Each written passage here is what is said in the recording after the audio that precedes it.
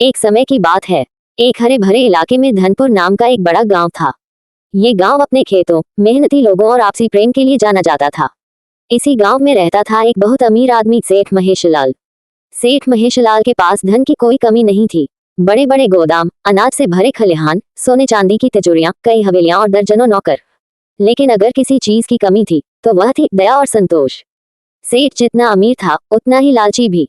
गांव के किसान दिन रात मेहनत करके अनाज उगाते थे और सेठ वही अनाज बहुत सस्ते दामों में खरीद लेता। मजबूरी में किसान उसकी शर्तें मान लेते।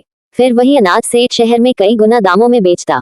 अगर कोई किसान दाम बढ़ाने की बात करता तो सेठ कहता, लेना है तो लो, वरना कोई और मिल जाएगा। धीरे धीरे गांव के लोग सेठ से डरने लगे, लेकिन कोई उसके खिलाफ बोलने की हिम्मत नहीं करता था। एक साल गांव में भयंकर सूखा पड़ गया। बारिश नहीं हुई, खेत सूख गए, कुएं खाली होने लगे। लोगों के पास खाने के लिए अनाज तक नहीं बचा। गांव वालों को उम्मीद थी कि सेठ महेशलाल, जिसके गोदाम अनाज से भरे हैं, इस मुश्किल समय में मदद करेगा। गांव के बुजुर्ग सेठ के पास गए और विनती की, सेठ जी, बच्चों के लिए थोड़ा अनाज दे दीजिए, हालात बहुत खराब हैं। सेठ ने ठंडी मुस्कान के साथ कहा, अनाज है लेकिन मुफ्त नहीं, दाम दोगुने होंगे। लोग सन रह गए। जहां लोग भूख से मर रहे थे वहां सेठ मुनाफा सोच रहा था। सूखा और गहराता गया। कुछ परिवार गांव छोड़कर शहर चले गए। जो बचे वे दिन में एक वक्त भी ठीक से नहीं खा पा रहे थे। लेकिन सेठ महेशलाल, वह हर रात अपनी तिजोरी गिनता और खुश होता। अगर हालात और बिगड़े तो अनाज के दाम और बढ़ेंगे, वह खुद से कहता। एक रात सेठ ने सपना देखा। उसने देखा कि वह सोने के ढेर पर बैठा है, लेकिन चारों तरफ अंधेरा है। अचानक सोना पिघलने लगता है और उसे जला देता है। सेठ घबरा कर उठा, लेकिन अगले ही पल हंस पड़ा। सिर्फ सपना था, कहकर वह फिर सो गया। कुछ ही दिनों बाद सेठ के गोदामों में अनाज सड़ने लगा। चूहे और कीड़े फैल गए। नौकरों ने चेतावनी दी, सेठ जी, अनाज निकाल दीजिए, नहीं तो सब खराब हो जाएगा।